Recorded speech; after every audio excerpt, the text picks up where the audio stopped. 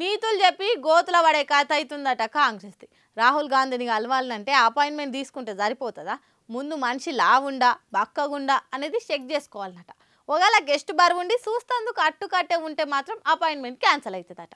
Hago Rahul సార్ను కలవాలంటే 6 ప్యాక్స్లు 0 సైజులు ఉన్న వాళ్ళకి ఛాన్స్ ఉందా అనేగా మీ డౌట్.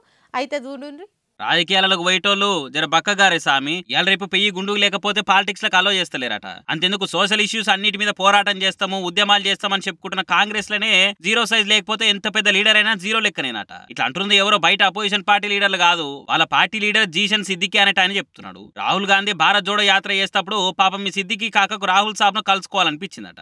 రాహుల్ సార్ ను కలిపి రన్నా అని ఎంతో మందిని బతిలాడిందట.